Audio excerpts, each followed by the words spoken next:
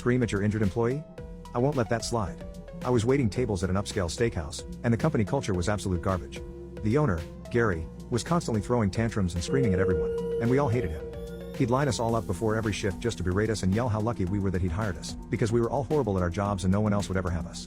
The only reason anyone ever stuck around was because the money was good due to the high ticket prices and solid customer base, as well as the fact that there weren't many other employment options for fine dining service in the area. In addition to being a massive jerk, Gary was also a cheapo. There was this 6-foot-tall desert cooler in the kitchen that had a broken door, and he put off fixing it for months because he didn't want to spend the money, so it was just sort of hanging on its hinge and you had to be really careful opening it. Inevitably, during the height of a Saturday night rush, it fell completely off and hit one of the service workers, hard. She was laying there on the kitchen floor, bleeding from a serious-looking wound on her head, and Gary was standing over her and screaming down at her, "Way to go, just brilliant. What the hell am I supposed to do now?